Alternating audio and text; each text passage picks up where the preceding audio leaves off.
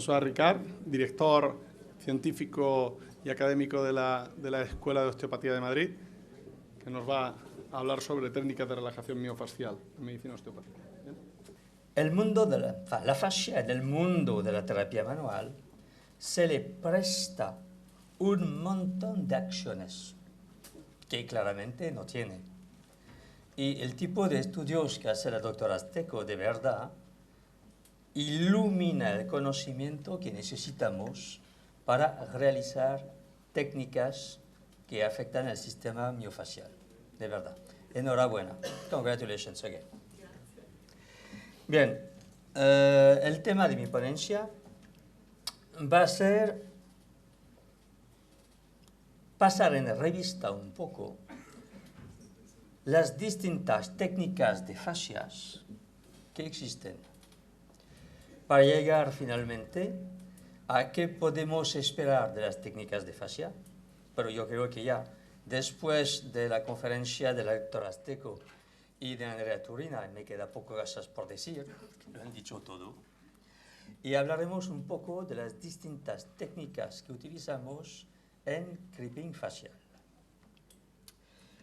Existen en la literatura, en terapia manual, dos clases de técnicas de relajación miofascial que habitualmente se oponen. Existe la relajación miofascial indirecta, que son técnicas de tipo funcional, inducción, unwinding, las llaman los americanos, y las técnicas miofasciales directas, de tipo estructural. Las técnicas miofasciales indirectas, básicamente, se deben a Gordon Zink y Roland Becker. En el mundo osteopático, la palabra myofascial release, relajación miofascial, apareció en los años 70. Antes, en osteopatía, no se hablaba de fascias. Las primeras técnicas que se han desarrollado las han llamado fascial unwinding. En esta clase de técnica se utiliza una fuerza mínima de unos gramos, esperando la respuesta del organismo que desenrolla la torsión facial. El concepto es que esto permite a la capacidad inherente del cuerpo realizar la corrección de las fascias. Esto es el concepto global. Al opuesto, tenemos las técnicas de relajación miofascial directas,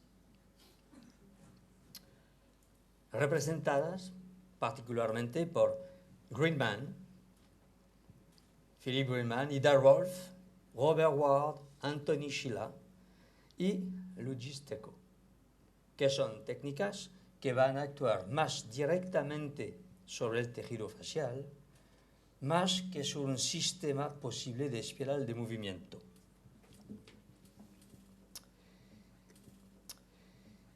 El concepto de Roland Becker. Entonces veis una pequeña estrella roja, no es que son más importantes, quiere decir que yo tuve la suerte de tener cursos con esta gente y de poder transmitirlo. Roland Becker practicaba técnicas de relajación miofascial. Es de verdad él que ha innovado con las técnicas de espirales de movimiento de fascia que se retomaron después por Johnny Pledger. Él lo que estaba describiendo de manera errónea, pero claro, hace falta volver a poner esto en su contexto a nivel de los años que se ha descrito, había puesto en evidencia en los túbulos de tejidos conjuntivo un fluido. Y pensó que era un fluido cerebroespinal, lo que claro no es. En la terapia craneosacra que todos conocéis, Johnny Pledger practicaba igualmente una forma de relajación miofascial indirecta. Entonces los conceptos de Pledger eran muy particulares. A nivel facial, el origen era que pensaba que en caso de lesión facial se produce una desorganización de orientación de las fascias, de las fibras de colágeno, debido a la formación de un quiste energético o bien de origen traumático o bien de origen psicosomático emocional. Y las técnicas que practicaba, bien, yo creo que está muy conocido ahora en España porque el Play John Institute ha dado muchos cursos en España, era que buscando las posiciones lesionales se podían liberar la fascia y las emociones que estaban estocadas dentro de las fascias. Y esta técnica la llamo la liberación somatoemocional, somato-emotional release. Yo no hago más que presentar, me abstendré de criticar. Bien. John Barnes, él no es osteópata, es fisioterapeuta. Es probablemente con Dalton en Estados Unidos los que representan las dos corrientes más enseñadas en técnicas de fascias a los fisioterapeutas americanos. John Barnes utiliza técnicas de tipo terapia craneosacra y mezcla técnicas de relajación miofascial directa e indirectas. Dalton, que no he puesto aquí, es alguien que practica la técnica que se llama Rolfing. Bien. Philip Winman, lo conocéis seguramente, ya que ha escrito un libro que se ha distribuido mucho en España, que se llama Manual Medicine en Osteopatía. Un libro que era muy interesante. Fue jefe del departamento de técnicas en el colegio del Michigan y tuve la suerte igualmente de tener cursos con él hace muchos años.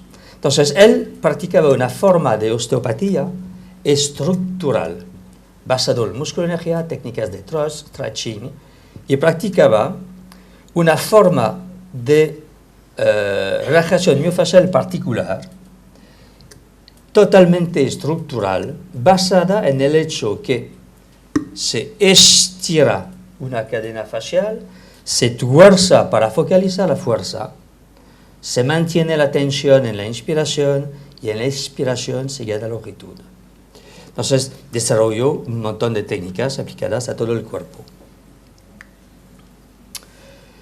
Ida Rolf. Pues Ida Rolf era bioquímica, no era ni médica, ni fisioterapeuta, pero estaba muy interesada por su propio cuerpo.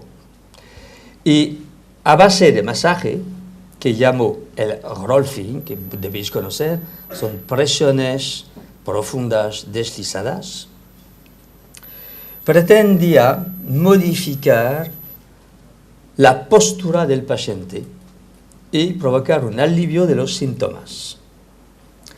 Anthony Schiller, él es uno de los pocos que todavía está vivo de momento, él practica sobre todo, es una mezcla de técnica de relajación miofascial directa, indirecta y de torsión facial. Tal vez un día tendremos la suerte de verlo en España. Gordon Zink.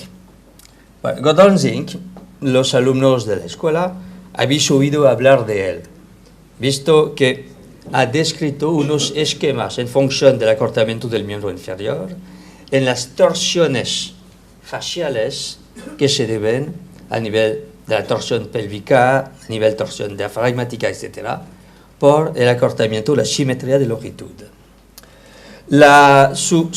Entonces ha descrito esquemas fisiológicos de torsión y otros que eran compensados o no compensados, debiendo tratarse los esquemas no compensados.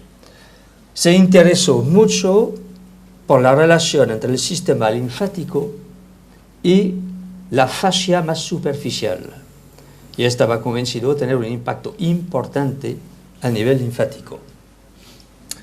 Luigi Stecco, el padre de Carla, presenta unos conceptos que me imagino vienen de los trabajos de Carles Teco, en el cual describe centros de coordinación vectoriales, nociones de unidad miofacial y practica una relajación miofacial que se parece de algo al rolfing. Bueno, ella sería capaz, claro, de darles muchísimo más indicaciones sobre la técnica de manipulación de la fascia. En lo que concierne ahora a la osteopatía.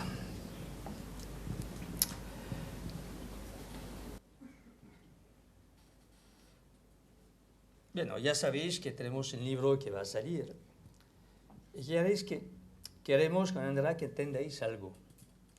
Más que un libro de técnicas, es un libro de concepto. Y nuestro concepto es cómo integrar lo que se sabe en el concepto osteopático de la disfunción somática, que es lo que tratamos en osteopatía.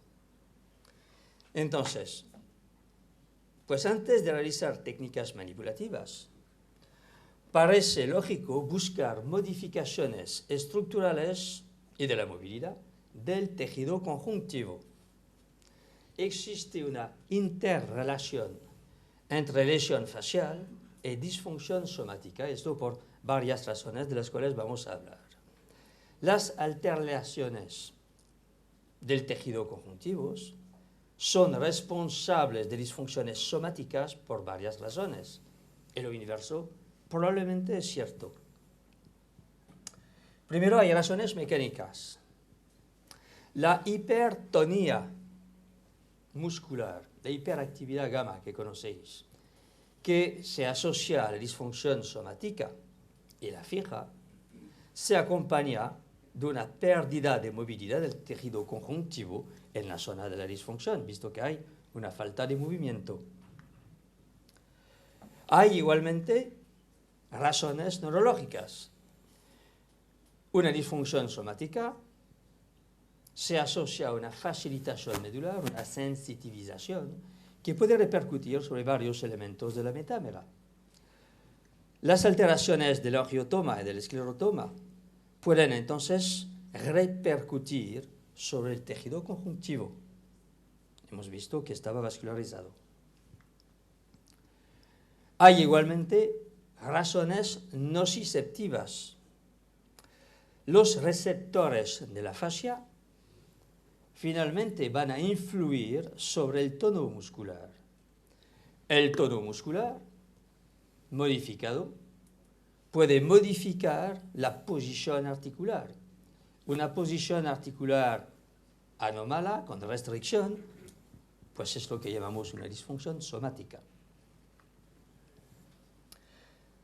Reconocéis todos el dibujo de Irving Kerr,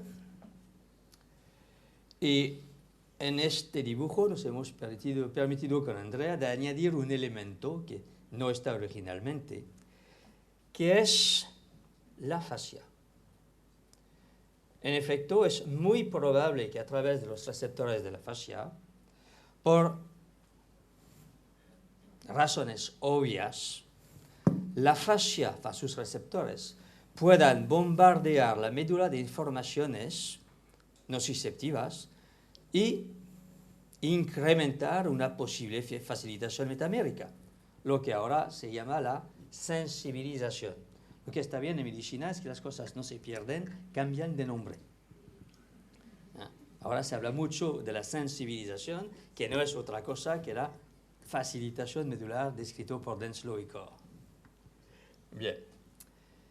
Un estudio que me interesó mucho es el estudio que realizó Messler. Lo que él hizo es coger trozos de tejido facial.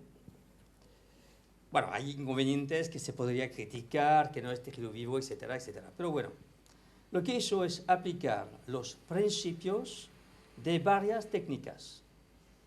Lo que observó es que las técnicas de tipo estructural, estiramiento, torsión, etcétera, no de inducción facial, provocan una respuesta proliferativa inmediata de los fibrostos del tejido facial y piensa que es en favor de la eficacia clínica de las técnicas de relajación miofacial directas.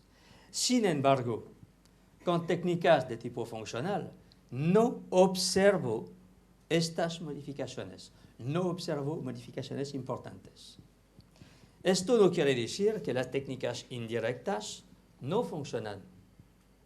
Quiere decir que probablemente no funcionan sobre lo que cree la gente, que es muy diferente. El problema que tenemos en osteopatía, lo sabéis, es que tenemos muchísimas técnicas. Hay técnicas para todos los tejidos. Y nuestro problema es saber qué técnica utilizar y en qué caso para conseguir el resultado terapéutico óptimo. Y esto no siempre es fácil. Conclusión, las técnicas de inducción pueden ser útiles, sí. Las técnicas funcionales pueden ser útiles, sí. Pero probablemente no por lo que pensamos que hace.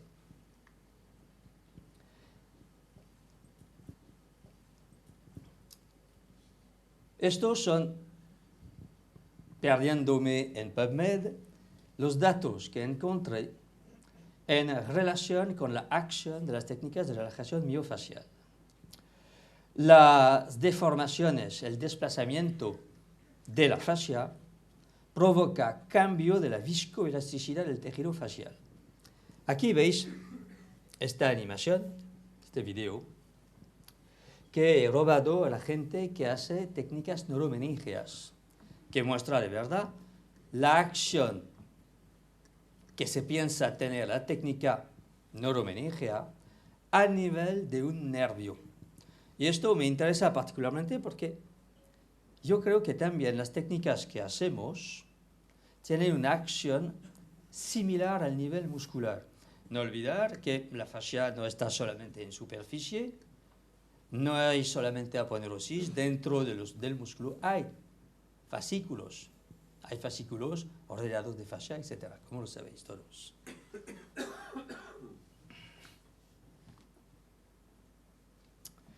La puesta en tensión de la fascia, actuando sobre la matriz extracelular, provoca una modificación de actividad de los fibroblastos. Y esto puede repercutir sobre la fascia. Las técnicas, esto es un trabajo de Schlepp sobre todo, de deformación mecánica de la fascia,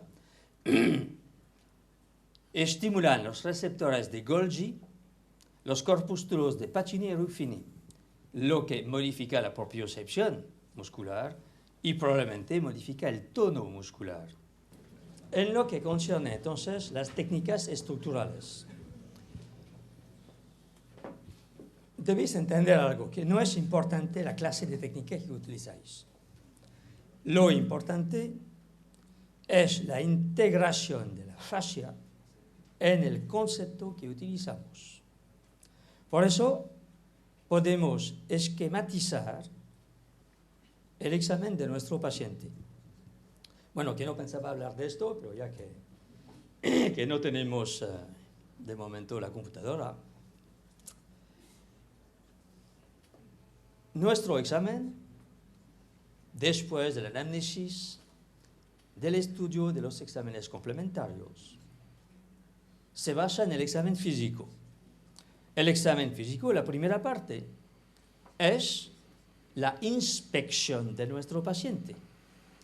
Inspección postural e inspección habitualmente de los movimientos responsables del dolor del paciente.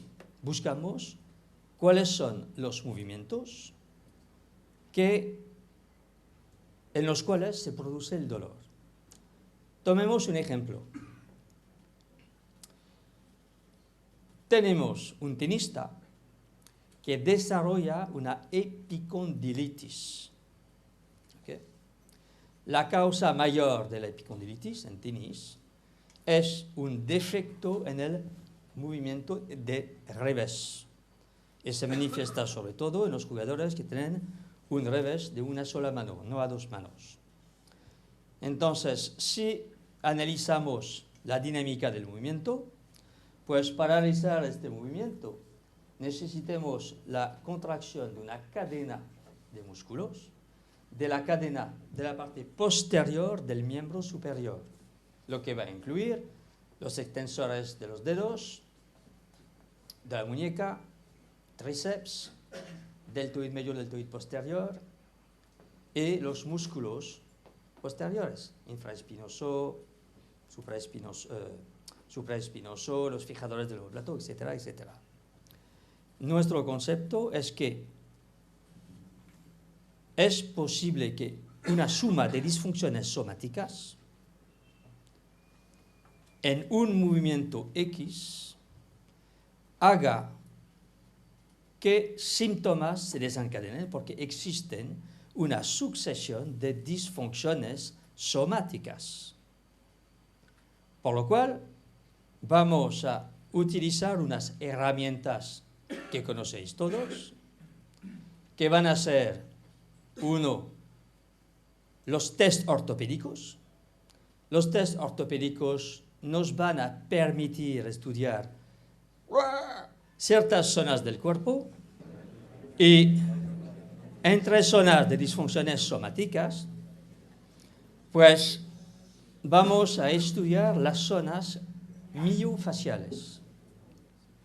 Entonces ya sabéis que a nivel neuromuscular hacemos una diferencia entre un punto trigger de Travel que genera por razones isquémicas dolor referido y dolor. Imaginar, por ejemplo, tenemos unas disfunciones cervicotorácicas, tenemos disfunciones, no sé, una cabeza humeral anterior, tenemos problemas de la lateralidad, una cabeza radial, etc. Entre estas zonas de disfunciones somáticas, los primeros test que nos interesan hacer son test para las fascias más superficiales. Entonces, a partir del movimiento doloroso, que sea una actividad cotidiana durante el trabajo, durante un deporte, vamos a analizar las disfunciones somáticas y la postura de nuestro paciente. Una vez identificadas las disfunciones, vamos a estudiar por test de deslizamiento de las fascias superficiales zonas de restricción.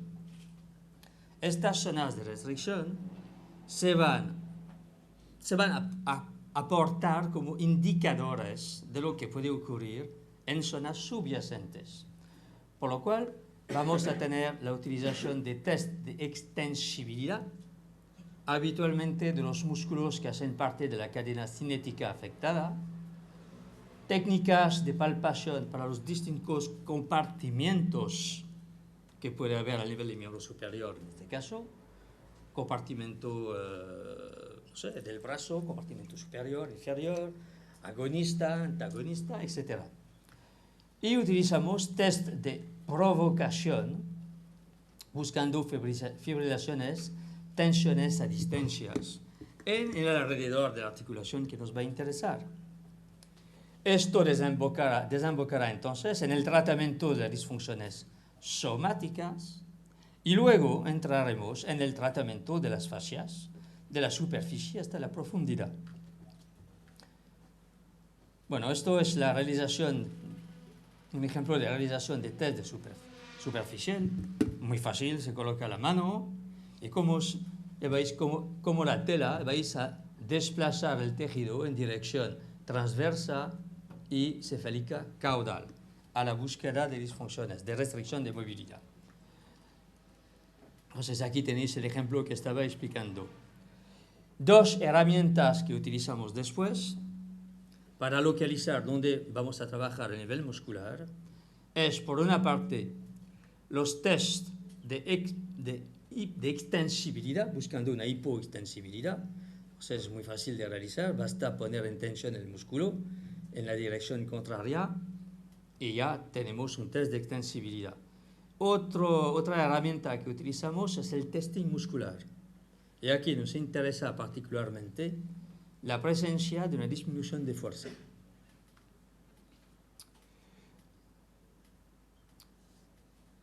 lo que el creep, en inglés, es la deformación, en este caso deformación del tejido facial. El mecanismo de deformación depende de la tensión inducida y de la temperatura generada a nivel del tejido. Los mecanismos incluyen puesta en tensión, deslizamiento, modificaciones térmicas activadas por el deslizamiento. Cuando realizáis una técnica, estirando, relajando, desplazando de manera rítmica o haciendo rolfing o frotando, estáis generando calor. Y esto es uno de los factores que va a permitir dar más elasticidad al sistema facial. La meta principal de las técnicas, de todas formas, es devolver la capacidad de elasticidad y deslizamiento de las capas de fascia. Esto es la idea principal que tenemos. Bien, aquí tenéis un video de Gimberto que está mostrando lo que ocurre a nivel de la fascia superficial. Tenéis el cirujano que está empujando sobre la piel, deprimiéndola, para llegar hasta el músculo. Y veis cómo se deforma el tejido superficial. La segunda parte que va pronto a llegar, me imagino, esa, es lo que ocurre a nivel de la fascia superficial cuando la estáis desplazando, cuando desplazáis la piel. Las técnicas tipo rolfing que utilizamos, lo que pretenden es pasar de la fascia superficial a la fascia profunda, a la aponeurosis y penetrar dentro del músculo. La idea, si queréis, que tenemos es que el estiramiento generado, sea cual sea el contacto que vais a utilizar, va a estirar varias zonas y que es esto que va a modificar la elasticidad facial. Y también hacer descargar, claro, los mecanorreceptores. Para esto podéis utilizar contactos del codo. En supinación vais a presentar una parte de carne del antebrazo que hace que es más suave. Si queréis un contacto más fuerte, coloquéis el codo en supinación. Podéis utilizar contacto de la metacarpoflágica, de dos metacarpoflágicas. Técnicas con la yema de los dedos, haciendo como crochetaje en J. Esto es para el trabajo de la fascia superficial.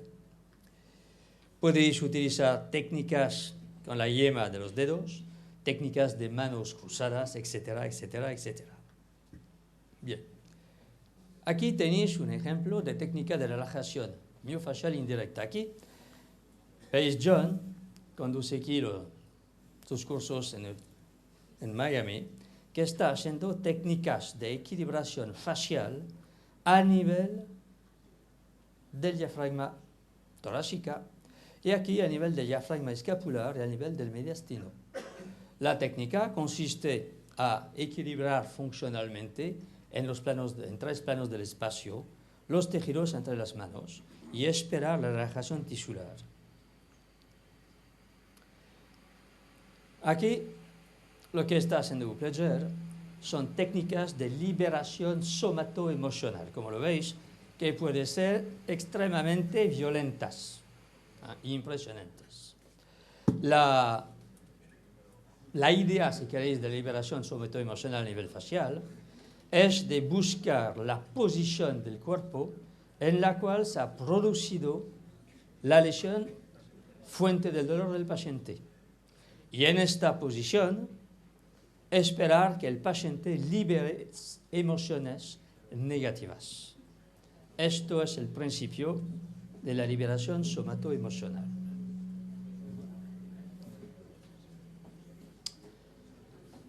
Ahora llegamos a las técnicas estructurales.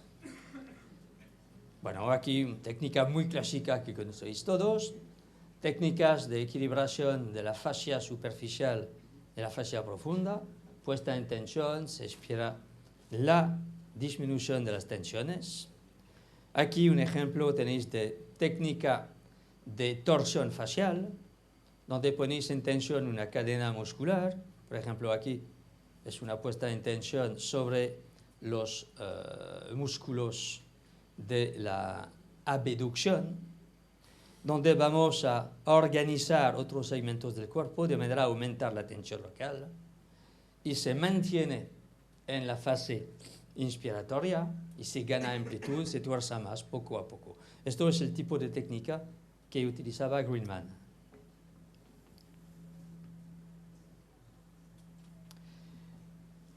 Bueno, aquí son técnicas de tipo Rolfing que veis, donde se toma un contacto, aquí es un contacto sobre el pectoral mayor, vuelve un instante, vuelve. Bien. Se toma un contacto sobre el pectoral y se va a realizar en la dirección de las fibras una técnica de Rolfing, de deslizamiento profundo. Aquí es una técnica sobre el tendón de Aquiles, que más o menos tiene exactamente los mismos principios. Esta clase de técnica tiene que ser repetitiva hasta conseguir relajación tisular. Es posible igualmente utilizar el mismo principio asociado a una contracción muscular. Por ejemplo, al nivel de los espinales, habéis observado que tenéis un plano miofascial posterior bastante restringido, que está limitando la flexión lumbar. Pues vamos a buscar la zona de más restricción. ¿Veis dónde estoy colocando los puños? Se realiza una presión, punto fijo, y pedimos una flexión de tronco. Cuando la flexión de tronco llega al nivel de los tejidos, realizamos una presión deslizada profunda en dirección inferior.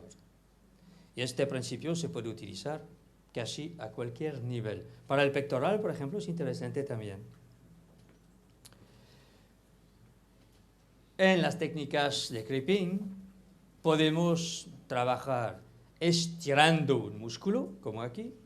Aquí colocamos el paciente en flexión. Músculo estirado, vamos a trabajar con un contacto indexial hasta conseguir relajación de los tejidos. O bien, al contrario, vamos a relajar el músculo y trabajar de la misma manera a través de él. Cuando preparé la ponencia, me puse igualmente a buscar si había estudios sobre los resultados de las técnicas de fascia. Entonces aquí es todo confundido, técnicas estructurales y funcionales. Pues veis que de técnicas con un gran número de pacientes primero no lo hay, y que los estudios controlados aleatorios finalmente no son tan numerosos. Conclusión, a nivel clínico todavía es un terreno para explorar. Conclusión. Se debe considerar la lesión facial como haciendo parte de los elementos de la disfunción somática. Disfunción somática igual hiperactividad gamma y lesión facial. Por lo cual, las técnicas de creeping facial, las técnicas de fascias, de relajación miofacial, sobre todo en nuestra opinión estructurales, son una respuesta adecuada a la lesión facial. Y esto termina lo que tenía que decirle, que vamos a comer. Muchas gracias.